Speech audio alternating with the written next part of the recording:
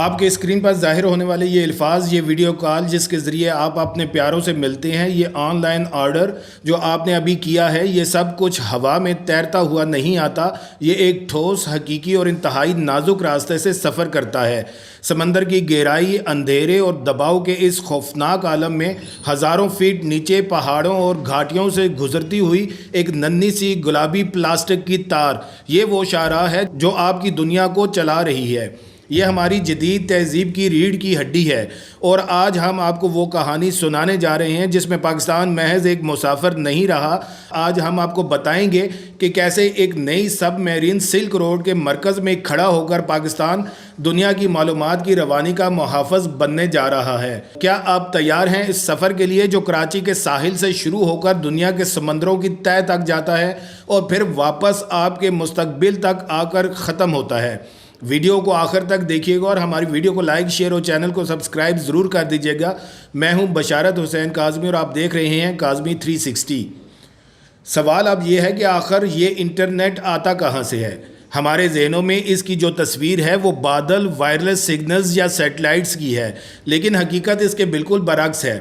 حقیقت ٹھوس، بھاری اور سمندر کی نمکین تہروں میں دفن ہے۔ دنیا بھر کے بین الاقوامی ڈیٹا کا 99% حصہ زیر آب کیبلز کے ذریعے سفر کرتا ہے۔ یہ وہ نظام ہے جو براعظموں کو جوڑتا ہے۔ ہر مرتبہ جب آپ کسی یورپی ویب سائٹ کو کھولتے ہیں، آپ کا درخواست کا پیغام اور اس کا جواب ممکنہ طور پر بحر اوقیانوس یا بحر ہند کی تہہ میں بچھی ہزاروں کلومیٹر لمبی فائبر آپٹک کیبلز کے ذریعے سفر کرتا ہے۔ یہ کیبلز، جنہیں اکثر ڈارک فائبر کہا جاتا ہے، عام طور پر صرف ایک پلاسٹک ٹیوب جیسی ہوتی ہیں جس کے اندر کچھ بالوں جیسی باریک شیشے کی تاروں کے بنڈل ہوتے ہیں۔ یہ روشنی کے فلک بوس اشاروں کے ذریعے ڈیٹا منتقل کرتے ہیں، لیکن کیا آپ جانتے ہیں کہ ایک بہترین کیبل بھی ایک سیکنڈ میں پوری انسانیت کی لکھی ہوئی تمام کتابوں سے زیادہ ڈیٹا منتقل کر سکتی ہے؟ یہ ہماری ایجاد کا سب سے حیرت انگیز معجزہ ہے جو ہماری آنکھوں سے اوجھل ہے، اور یہی اس کی سب سے بڑی کمزوری بھی ہے۔ یہ نظام باوجود اپنی حیرت انگیز صلاحیت کے انتہائی کمزور ہے۔ ماہی گیری کے جال، جہازوں کے لنگر، سمندری زلزلے، حتیٰ کہ شارک کے دانت بھی ان کیبلز کو نقصان پہنچا سکتے ہیں۔ 2008 کا واقعہ یاد کیجئے۔ بحیرہ روم میں صرف 3 اہم کیبلز کے کٹنے سے پورے مشرق وسطیٰ اور جنوبی ایشیا میں انٹرنیٹ کی رفتار ایک دم سے گر گئی تھی۔ ایسا لگ رہا تھا جیسے پورے خطے کی ڈیجیٹل نبض ہی دھڑکنا بند ہو گئی ہو۔ اسی ایک واقعے نے دنیا کو احساس دلایا کہ ہماری جدید معیشت کا کتنا بڑا حصہ ان سمندری تہوں میں بڑی تاروں پر انحصار کرتا ہے۔ یہ صرف انٹرنیٹ کی بات نہیں، بین الاقوامی فون کالز، مالیاتی لین دین، حکومتی مواصلات، سب کچھ انہی راستوں سے گزرتا ہے۔ کیا آپ نے کبھی غور کیا ہے کہ جو طاقت ان راستوں پر کنٹرول حاصل کر لے وہ در حقیقت دنیا کی معلومات کی روانی اور اس کے نتیجے میں دولت اور اثر و رسوخ پر کنٹرول حاصل کر لے؟ یہ 21ویں صدی کی جیو پولیٹکس کا نیا میدان ہے، اور پاکستان اس میدان کے عین مرکز میں آ گیا ہے۔ ہمارا اپنا ڈیجیٹل سفر بھی انہی نازک تاروں سے جڑا ہے۔ سن 2000 میں CME-V3 نامی ایک بڑی بین الاقوامی کیبل کراچی کے ساحل پر اتری۔ یہ پاکستان کے لیے ڈیجیٹل دنیا میں داخلے کا دروازہ تھی۔ اس سے پہلے انٹرنیٹ ایک سست، مہنگا اور محدود سہولت تھی۔ اس ایک کیبل نے سب بدل دیا۔ پھر CME-V4 آئی اور اس کے بعد تہلکہ مچ گیا۔ ہر نئی کیبل زیادہ صلاحیت لے کر آئی۔ انہی کیبلز نے وہ بنیاد رکھی جس پر آج پاکستان کا پورا ڈیجیٹل سٹرکچر کھڑا ہے۔ سوچئے، وہ فری لانسر جو یورپ اور امریکہ کے کلائنٹس کے لیے کام کر رہا ہے، وہ اس کیبل کے ذریعے ہی تو رابطہ کر رہا ہے۔ وہ ای کامرس کی ویب سائٹس جو چین سے سامان منگواتی ہیں، وہ انہی راستوں سے گزر کر آتی ہے۔ ان کیبلز نے نہ صرف رفتار دی بلکہ ایک پوری نسل کو روزگار، تعلیم اور عالمی برادری سے جوڑنے کا موقع دیا۔ لیکن یہ سفر ہموار نہیں تھا۔ وہی 2008 کا بحران ہمیں یہ سبق دے گیا کہ اگر آپ کے تمام انڈے ایک ہی ٹوکری میں ہیں تو آپ ہمیشہ خطرے میں ہیں۔ پاکستان کے لیے ڈیجیٹل خود مختاری کا مطلب صرف زیادہ کیبلز ہی نہیں بلکہ مختلف سمتوں سے آنے والی کیبلز ہیں، اور یہیں سے سب میرین سلک روڈ کا ویژن جنم لیتا ہے۔ آپ نے چین پاکستان اقتصادی راہداری CPEC کے بارے میں سنا ہے، سڑکیں، ریلوے، پاور پلانٹس، گوادر بندرگاہ، لیکن کیا آپ جانتے ہیں کہ CPEC کا ایک انتہائی اہم مگر خاموش جزو ڈیجیٹل انفراسٹرکچر ہے؟ یہ صرف فائبر آپٹک نیٹ ورک ہی نہیں جو ہنجراب سے کراچی تک بچھایا جا رہا ہے، یہ اس سے بھی گہری بات ہے۔ چین جو خود ایشیا، افریقہ اور یورپ کو ڈیجیٹل طور پر جوڑنے کے اپنے وسیع منصوبے ڈیجیٹل سلک روڈ پر کام کر رہا ہے، اس نے پاکستان کو ایک اہم ستون دیکھا ہے۔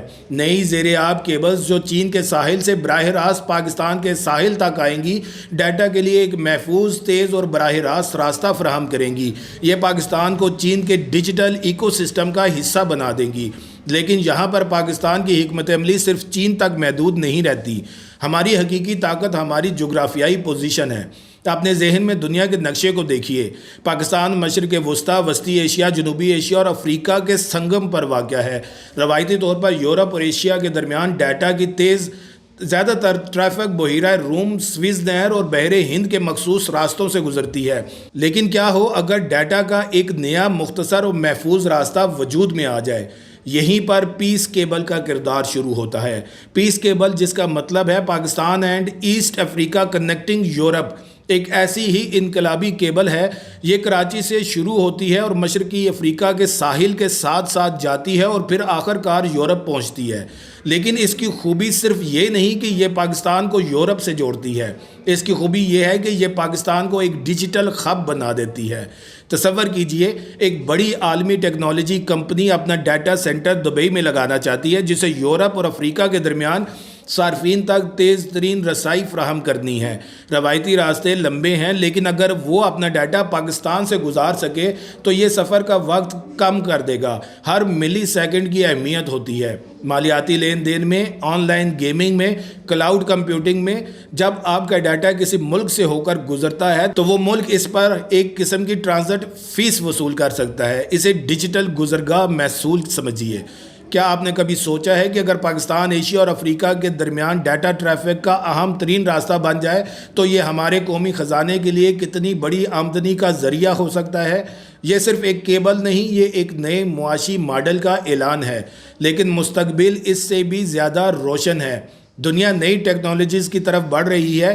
کوانٹم کمپیوٹنگ، مصنوعی ذہانت کا بڑے پیمانے پر استعمال، ہائی ڈیفینیشن ورچوئل ریئلٹی، ان تمام چیزوں کے لیے ناقابل یقین حد تک تیز، محفوظ اور بھرپور ڈیٹا پائپ لائنز درکار ہوں گی۔ نئی نسل کی زیر آب کیبلز پر پہلے ہی تحقیق جاری ہے، جو موجودہ کیبل سے کہیں زیادہ ڈیٹا لے جانے کی صلاحیت رکھتی ہیں۔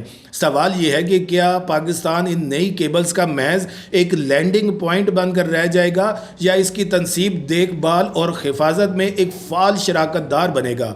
ہماری حکمت عملی صرف اپنی زمین پر کیبلز اتروانے تک محدود نہیں ہونی چاہیے۔ ہمیں اپنی مہارت، اپنے انجینئرز اور اپنی بحری صلاحیتوں کو اس طرح ترقی دینا ہوگا کہ ہم خود زیر آب کیبلز بچانے اور ان کی مرمت کے عالمی منصوبوں کا حصہ بن سکیں۔ یہ ہماری ڈیجیٹل سفارتکاری ہے۔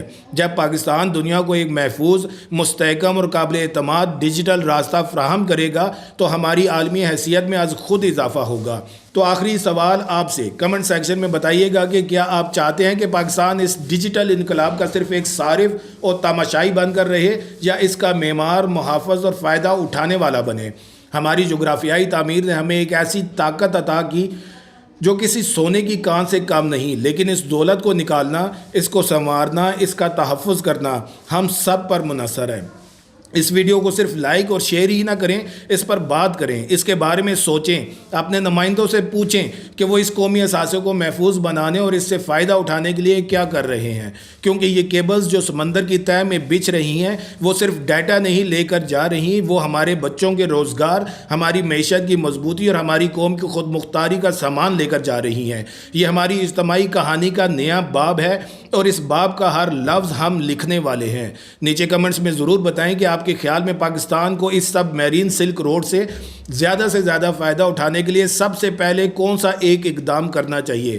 آپ کی ایک تجویز ایک نئی بحث کا آغاز ہوگی۔ اپنی آواز اٹھائیے، یہ آپ کے مستقبل ہے۔ اپنے دوستوں کے ساتھ اس ویڈیو کو شیئر اور چینل کو سبسکرائب کرنا نہ بھولیے گا۔ پھر ملیں گے ایک نئی ویڈیو کے ساتھ۔ اللہ تعالیٰ آپ سب کا حامی و ناصر ہو۔